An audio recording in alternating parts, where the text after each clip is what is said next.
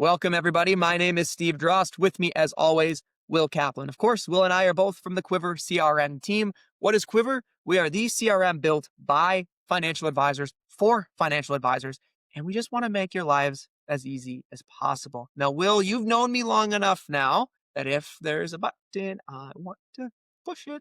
And this one hides. Like this one's you're definitely going to run into it as a Salesforce user. There's no escape. You're going to have to click it at some point, but you can go for a while without. I mean, I think if I had to guess, probably your average Quivr user either clicks it immediately, like when they first log in, or they probably go at least 6 months before they click it. This is probably our most common ticket. Even though we have a video in the onboarding a new user and onboarding a new firm, it's like the first video you see. It's still probably our most common ticket. And what this button is, let me share my screen here. This button is simply the 9 circles in the top left. Can you see that, Will? Yeah, I've had some people refer to it as, but I think my favorite is the hamburger. The hamburger. Yeah, and it's because in some other applications, it'll look like it won't be 9 circles, it'll be 3 bars. And they just have they borrow that terminology from the other app because like some Okay. apps use it as just like, but yeah, it's the 9 little circles. Normally they're gray, but when you hover over them, you get a little splash of color. And then you get a modal window that sort of shows up at the same time. The Salesforce term for this thing is the app launcher. The app launcher. And I'm happy you shared the name of it, because how I try to explain, or how we try to explain Quivr to prospective users and current users is, imagine your phone, right? I got my phone right here. Salesforce is my phone. Salesforce is iOS. Salesforce is what's controlling most of the functionality on top of my phone. However, on my phone, right, if I open it up, I have all these apps. I've got my Google, I've got my Monarch Money, my fantasy baseball, right? I have everything, all these different apps installed inside of my phone, and Salesforce functions quite similarly to that, where Quivr is an app installed inside of Salesforce. It is an app installed in your phone.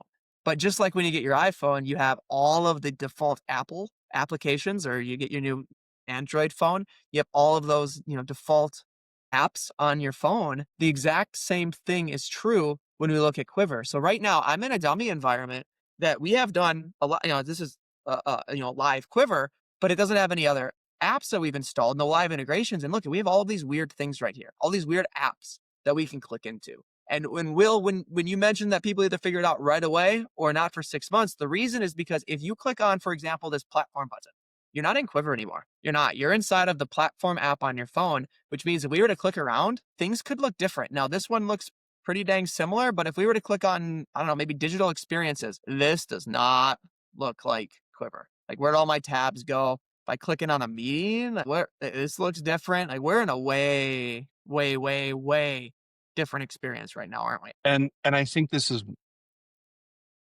particularly difficult for new users to come into because, most of our users are thinking, I signed up for Quivr. This is all Quivr. Like that's kind of the original mindset, right? Mm-hmm. Anytime I log into Salesforce, it's just Quivr.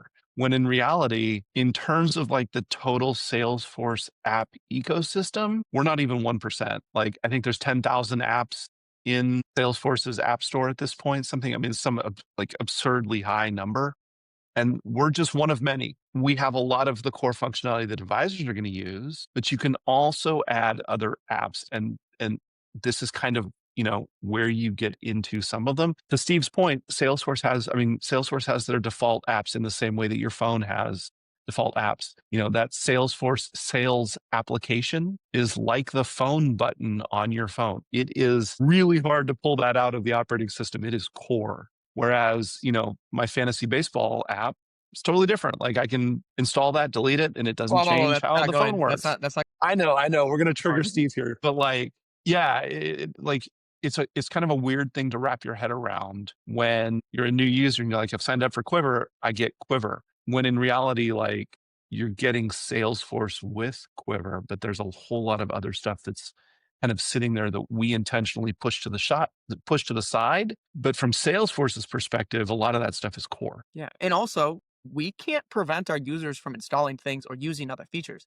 I mean, if we had a user that identified one of those native Salesforce apps, and they want to use it, you can. You got to pay for it, right? You got to go pay Salesforce or something. We'll figure that out later, but you can do that. No, we don't have any users doing that. But where you're most likely finding this later on in your Quivr journey, like you mentioned, 6 months, maybe even closer to a year, is you want to start installing other apps. For example, I use Zoom Phone. Zoom Phone is another app that I install. Now, Zoom Phone is an app that plays well with the Quivr app, but you're going to install that. So if you click those 9 buttons, those 9 circles, and you type Zoom, you're going to see that there. I mean, other common ones, Schwab. Schwab will have an application. Well, Schwab actually has a couple. Schwab will be in there. Orion is in there. Some of the document creation, right? The PDF tools that we tell users about, Opera documents, cloud files, they have their own app. So what we do through the community is we teach you how to take the Schwab app, take the cloud files, take the Opera, take the Orion, and how do we immerse that into the Quivr app so you don't usually have to go elsewhere, because we want you to log into Quivr, and once you move it to the Quivr app, you'll always be in the Quivr app, right? You don't have to switch it every time you log in, but we want you to log into Quivr and just have everything work, right? I don't want you to have to open up your phone and click on the Salesforce app or the Quivr app to be inside of Quivr and do what you want to do. We want you to just open your phone and feel like you're inside of. And I think this is one of the places where we do provide a fair amount of value, because one of the challenges that I mean, I've been sort of in the sales, I've been talking about Salesforce with advisors for years, 5, 6, 7 years. And I think the most common complaint is it's so darn difficult. It's really hard. And you are absolutely right. And I think where we come into this very frequently is we're trying to take this thing and tame it. We're trying to make it a little bit easier, a little bit more accessible. And so we will take things that are buried down in the Schwab app or buried down in the Fidelity app and bring them into the Quivr app to help you organize your worldview and make things easier, make them more accessible, make them, just simpler to interact with. But there are times when you're going to have to reach back out to these other apps for configuration, for some functionality. Like there's just sometimes when you do have to go click on the 9 circles, get the app launcher going, and interact with another app. I would say most often it's for configuration type things. Sometimes it's for troubleshooting, but sometimes it'll just be functionality that you want to use. I mean, like a good example of that is JotForm. You can build forms that interact with records, and you have the ability to, have a client fill out a form and that stuff just magically shows up in Salesforce. You're going to have to interact with JotForm's Salesforce app in order to get all of that working. There's no way for us to bring all of that into the Quivr environment. And so you're going to have to switch back and forth a little bit. And this is sort of the door to that. I'm in the Quivr app. Now I'm in the JotForm app. Now I'm going to come back to the Quivr app. Like you've got that form configured. Great. It's linked up to the contact. You pull in a bunch of fields. You've simplified your life. Come back over onto the Quivr side. A good thing though too is what's interesting enough is if I share this again and we go back and we look at the 9 circles, you'll notice that there's a little bit of a space right here above where it says Quivr homepage. Up here, this is not app specific. These tabs are not app specific. The search bar kind of is. Set up your profile. These aren't app specific. Those are Salesforce specific. So imagine, right, you open up your phone and you go to settings and right, I'm on my iPhone and I open up my settings on my phone. I can change things for all of my apps, right? I can change things for my entire iOS. And why that's important is let's click this 9 circles. And Will was using, great applications that many of our users utilize. In this environment, those aren't installed, but there's a thing called the recycling bin in here. You can actually embed the recycling bin and the things inside of this, most of them, many of them on your tabs. So if you don't want to hit this 9 circles, come in here, type recycling bin and click on recycling bin, brought to a new page. Well, notice what just happened. Recycling bin popped up here, but that little asterisk in the fact that it's italicized means that it's not permanent.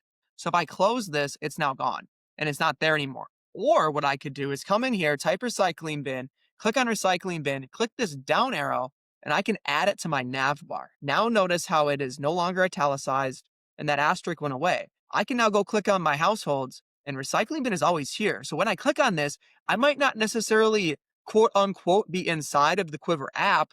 Sometimes I am, sometimes I'm not. But does that matter? No, because I'm functioning or I'm interacting with the data that matters most to me. You can do this with Schwab, you can do this with Zoom, you can do this with Match My Email, where you can either come over here into the 9 little circles, go find what you care about, right? And if you hit view all, there are many. Like, look at all these. And you probably have more, assuming you're utilizing integrations. But you can go ahead and click on one. Oh, same thing. I have no idea what service contracts is. Couldn't tell you.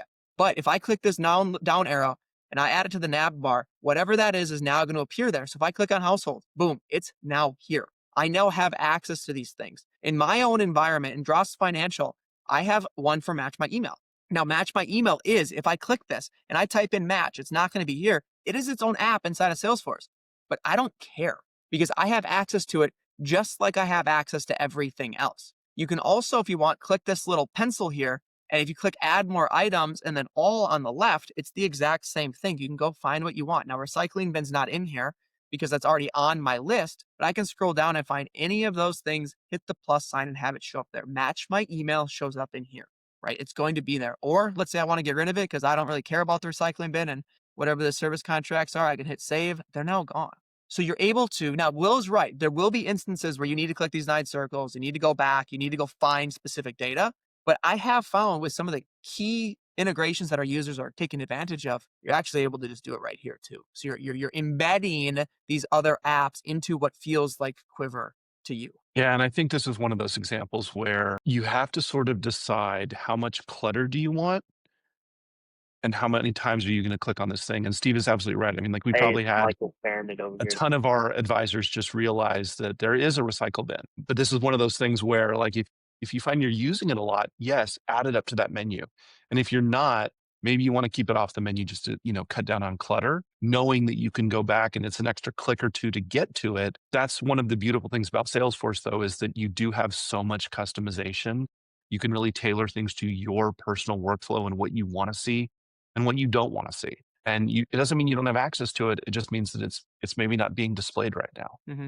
Yeah, and you're right, Will. I didn't mention that. That nav bar is user specific. So if I added that service contracts to my navigation bar because I care about it, my mom doesn't see it unless she cares about it too, which And there's also a gotcha there because if you've got someone who's added some stuff and then they forget not everybody's looks the same, you'll be talking to a team member and being like, well, yeah, just click on service contracts and you'll get all the information you need.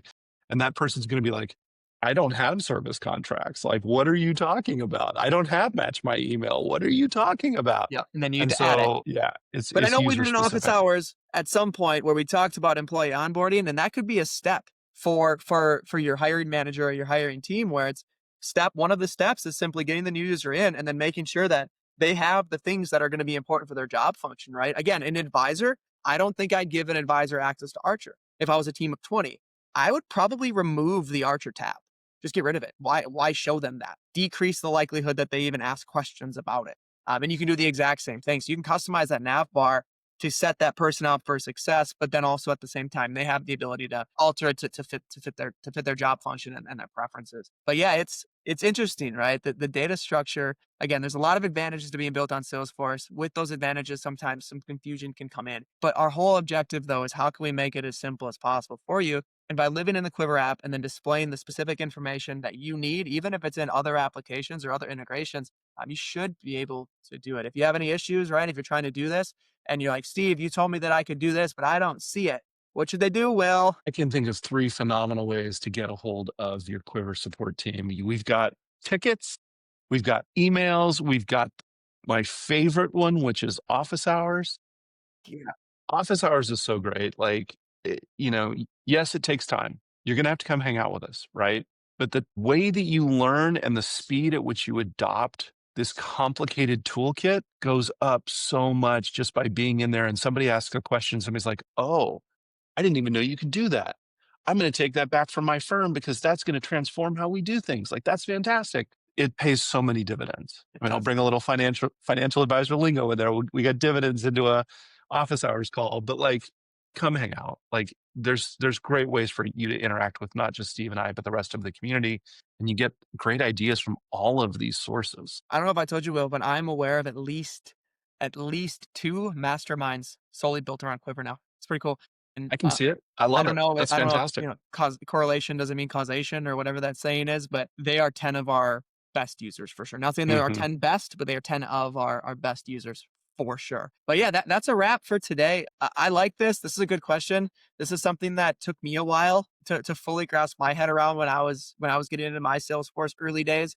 What is this button? Why can't I see this? I used to be able to see it. Now I can't. This looks different. It's those 9 circles. Odds are it's those 9 circles. If you have any other questions about this, about anything else, like Will mentioned, if you're a Quivr user, get to office hours, shoot us an email, submit a ticket. We'll do our best to help you and get you pointed in the right direction. If you're not a Quivr user, that's okay. Everybody makes mistakes. Nobody is perfect, but it's not too late. Schedule a demo. Come hang out with me. Come hang out with Will and see what Quivr can do for you and for your firm.